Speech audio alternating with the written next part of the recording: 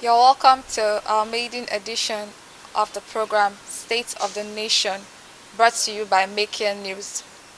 I am Melanie Jewel, and joining me today on the program's newspaper review session is Mr. Aliyu Usman, Principal Correspondent, News Agency of Nigeria.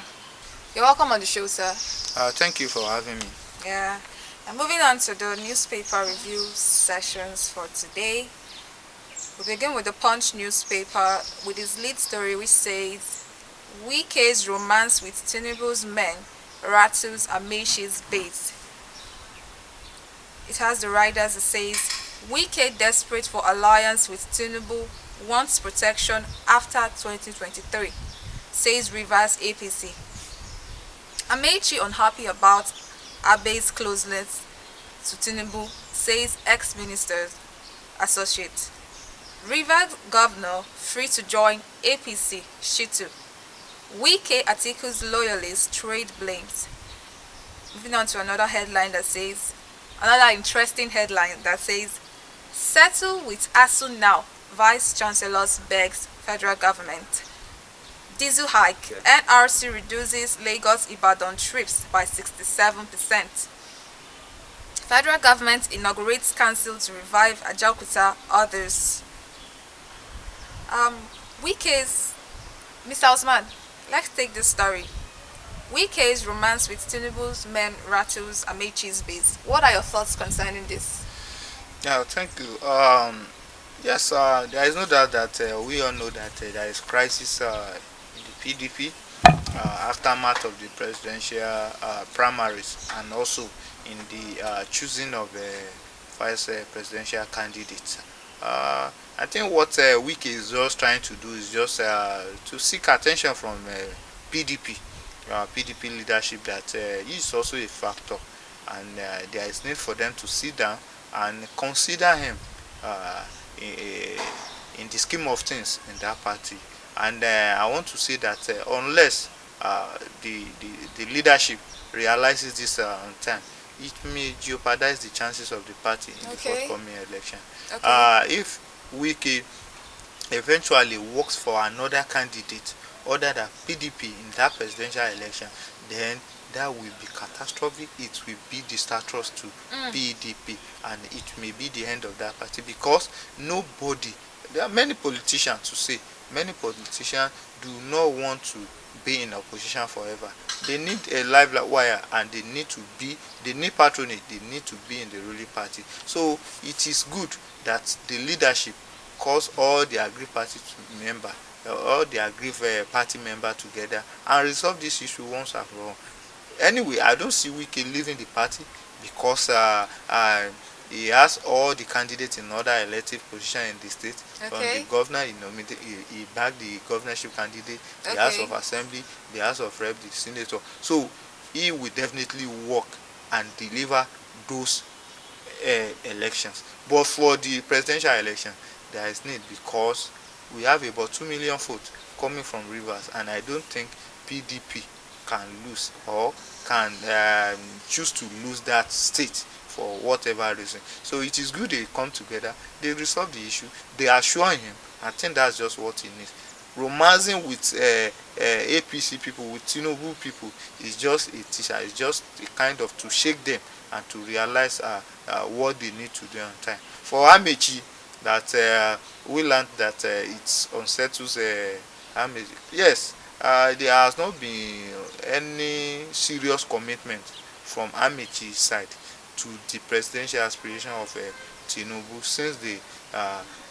since he lost the presidential election. Okay. So I think this is also to spite Amechi, since we know that Wike and Amechi, they are political they are political friends that are now turned enemies. So it is just to spite Amechi. I believe that, but I think the bulk of it is on the PDP to put the house in order. Once they are able to do that, all these things will resolve.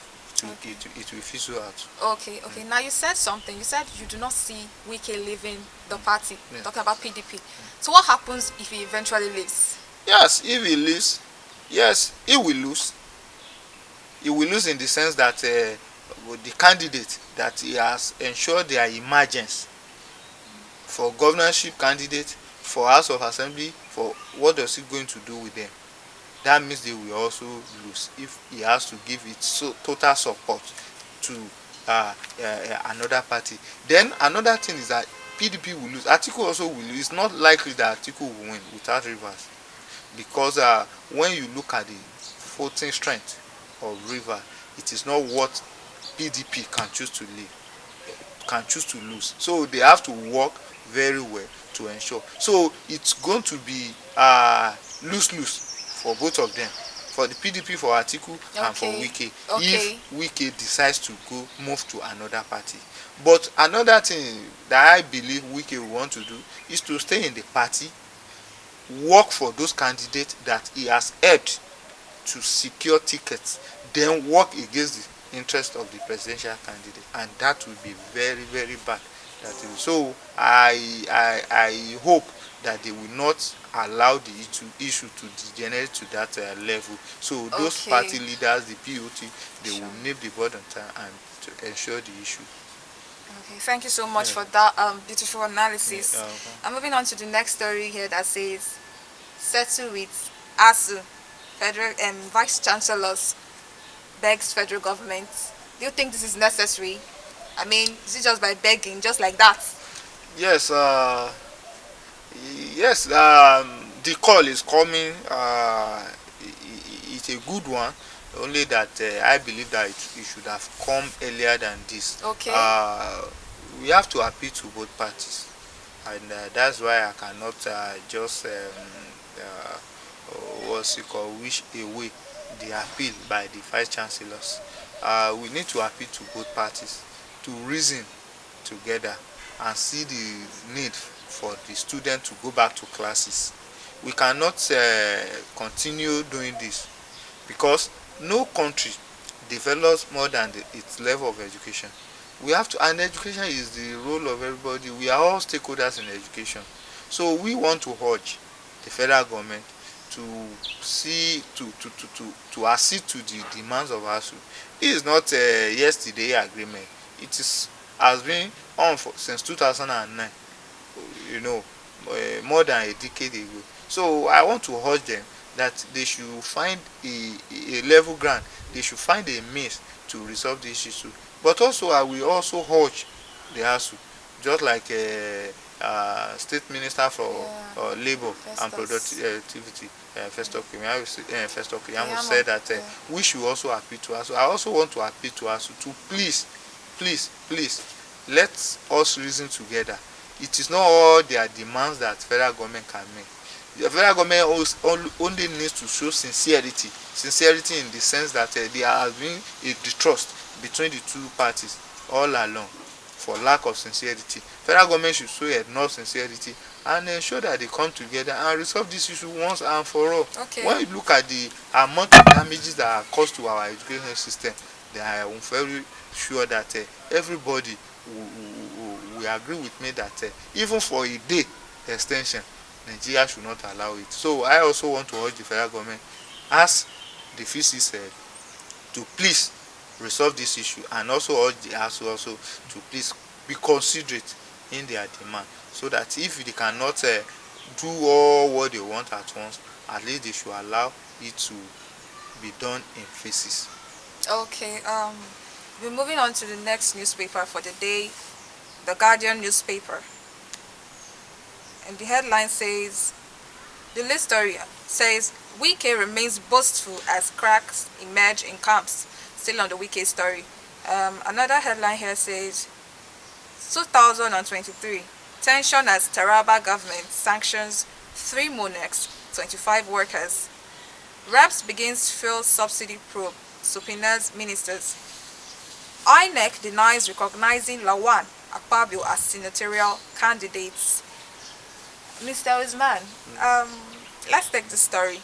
INEC denies recognizing Lawan Akpabio as senatorial candidates. What are your thoughts on this? Yes, sometimes I pity INEC the way politicians box them to a corner. But I know that they should be able to resolve this issue of this issue of Akpabio and Lawan. I think it's an issue that we continue to linger on until maybe a court of competent jurisdiction is able to adjudicate on it. Because what the background is that the two of them obtained two nominations form for APC presidential primaries, then for APC senatorial primaries Yeah. in their respective senatorial districts. Yeah. And at the end of the day, both of them lost. Akpabio withdraw. He withdrew from from participating in the primaries, while Ahmed Lawan lost. And they came back. They want to claim tickets for senatorial district, and they have candidates who have won because that senatorial election was held before presidential election. So we had candidates that have already emerged from that process, from that exercise. But now the party, which is APC, nominated two of them to the INEC, and there has been agitation, there has been kind of debate from all corners that should INEC allow that to stay. But one thing that we have forgotten is that INEC does not have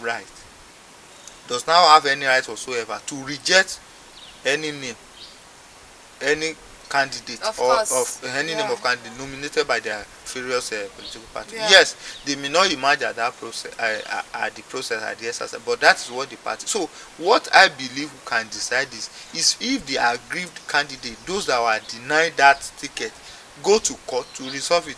And I believe that once it is resolved in the court, INEC will not have any option that to allow whatever court says. But as we go, INEC is in a dilemma. Yes, it may say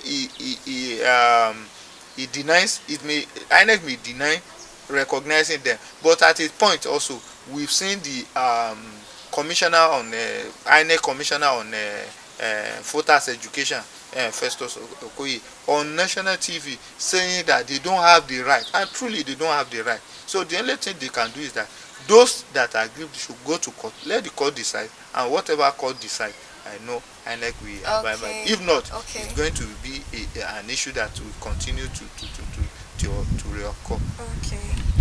Okay, thank you so much for that wonderful analysis.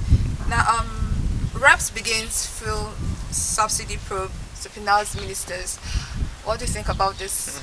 Yeah, probe for what? Over what? Fuel This, subsidy. yes, this is not the first time we are having probe, particularly on fuel subsidy.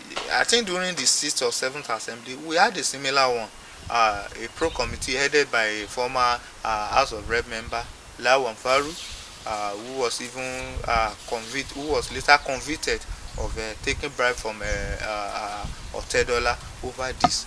I want to say that since 1999 that we have returned to democracy, there has not been any probe whatsoever that have resulted